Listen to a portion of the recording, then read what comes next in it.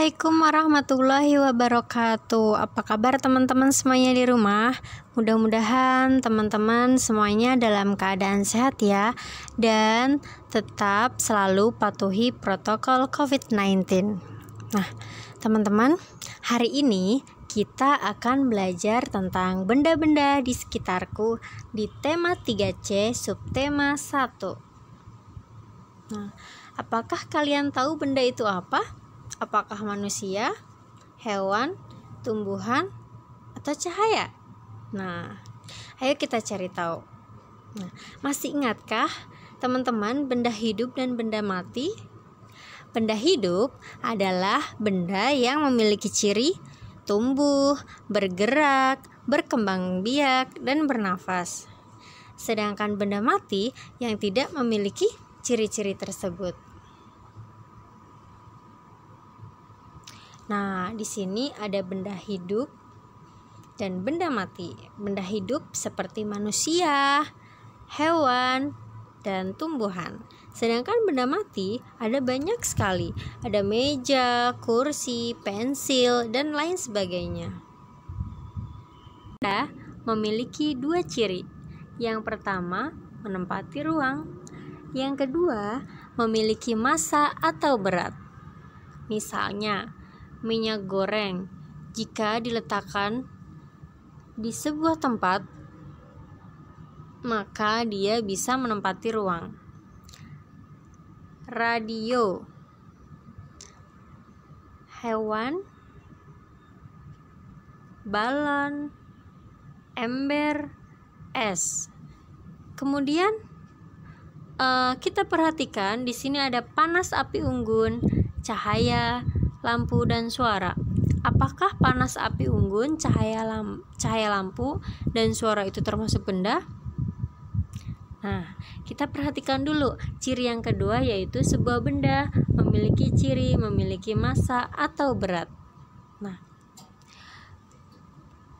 jika panas api unggun, cahaya lampu, dan suara dapat memiliki berat, maka dia dapat dikatakan benda.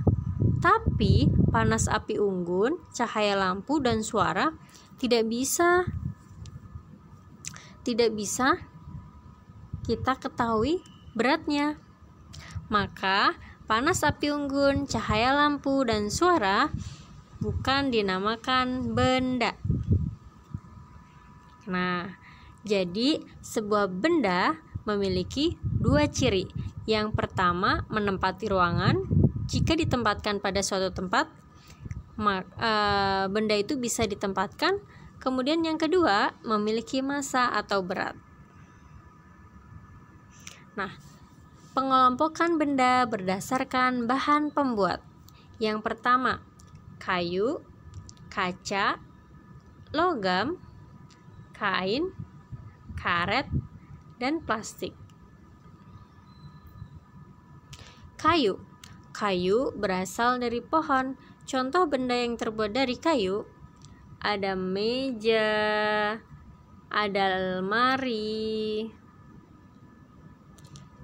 kemudian ada kursi, ada pensil, dan ada rak buku.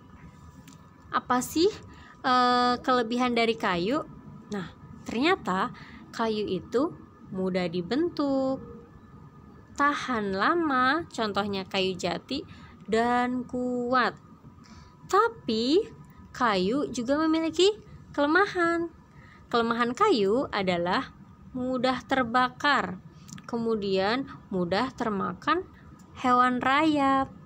Nah, ini adalah bahan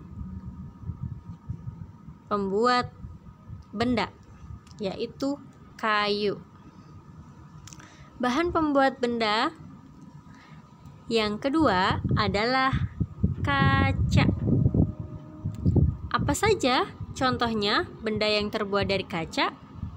Ada akuarium, piring, gelas.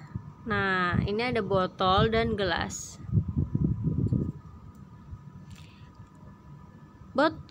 Benda yang terbuat dari kaca memiliki kelebihan. Yang pertama, dia tahan air. Yang kedua, meneruskan cahaya atau tembus pandang, bisa kita lihat dari luar. Kemudian tidak menghantarkan listrik. Nah, ternyata kaca selain memiliki kelebihan, kaca juga memiliki kekurangan, yaitu tidak mudah dibentuk, kemudian mudah pecah, dan berat. Jika kita bandingkan dengan benda plastik ataupun kertas, kaca memiliki berat yang lebih berat, memiliki massa ya. Kemudian yang ketiga adalah bahan pembuat benda logam. Contoh benda yang terbuat dari logam ada logam mulia, panci, rel kereta, dan sendok ataupun garpu. Nah, logam ini memiliki beberapa kelebihan. Yang pertama, kuat, sehingga dapat digunakan dalam pembuatan rel kereta api, jembatan. Nah, kemudian indah. Kok bisa indah? Karena logam itu bisa untuk membuat perhiasan seperti emas, perak. Nah, kelebihan yang ketiga yaitu penghantar panas. Nah, contohnya panci yang dibuat memasak. Terus yang ketiga, logam yang ringan bisa digunakan untuk membuat badan pesawat terbang. Tapi logam juga memiliki kelemahannya, yaitu mudah berkarat. Tidak semua jenis logam mudah berkarat ya teman-teman. Jadi hanya untuk jenis logam tertentu. Nah, yang keempat adalah bahan pembuat benda kain. Nah, bahan kain ini bahan pembuat pakaian. Contoh benda yang terbuat dari kain adalah ada celana, kemeja, jilbab, dan lain sebagainya. Nah, kain ini memiliki banyak kelebihan. Yang pertama, ringan, mudah dibentuk, mudah dirapikan, dilipat, digosok, kemudian tidak menghantarkan listrik sehingga bisa digunakan untuk membuat sapu tangan di dapur, untuk keperluan dapur. Kemudian kelemahannya yaitu kain ini mudah menyerap air. Ini adalah kelebihan dan kelemahan kain. Yang keempat ada karet. Nah, karet ini tidak asing lagi ya teman-teman. Nah, contoh benda yang terbuat dari karet ada ban, balon, karet, penghapus, sepatu boot. Nah, ini peralatan snorkeling ya. Kemudian karet memiliki kelebihan yaitu lentur sehingga dipakai untuk membuat ban mobil, tahan lama, dipakai untuk pembuatan sendal, kedap udara, dan tidak menyerap air dan tidak menghantarkan listrik, sehingga digunakan untuk membungkus kabel. Adapun kelemahan karet adalah tidak tahan panas dan tidak mudah terurai seperti plastik ya teman-teman. Kemudian yang keenam adalah plastik.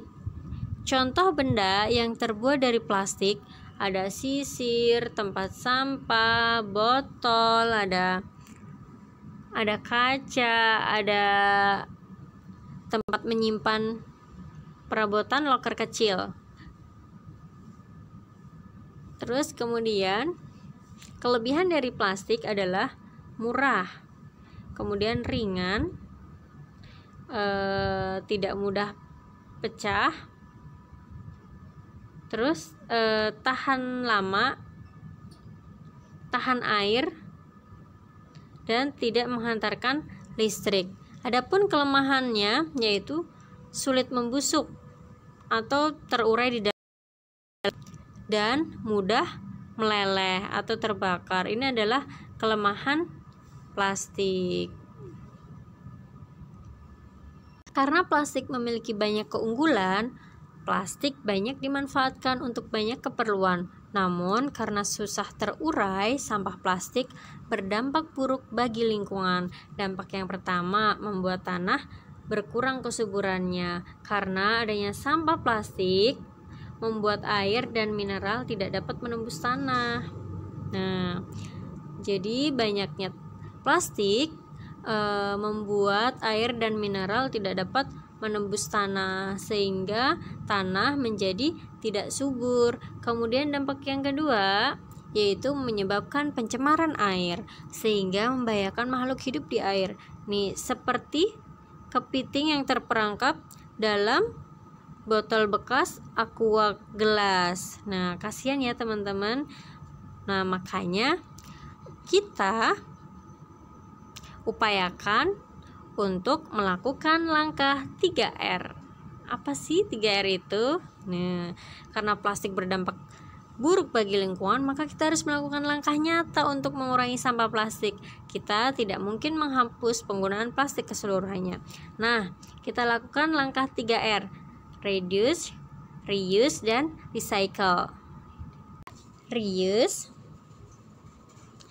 reduce, and recycle. Reuse adalah menggunakan kembali plastik yang tidak terpakai. Jika kita masih memiliki plastik yang bagus di rumah, maka kita tidak perlu beli kembali. Kemudian, reduce artinya mengurangi pemakaian plastik. Misalnya, kita lebih menggunakan bahan-bahan yang alami. Misalnya, mengganti pencuci piring yang terbuat dari plastik dengan serabut kelapa. Kemudian recycle, mendaur ulang sampah plastik. Misalnya, mengubah botol plastik bekas air menjadi pot tanaman. Ini adalah langkah 3R untuk mengurangi sampah plastik. Terima kasih. Wassalamualaikum warahmatullahi wabarakatuh.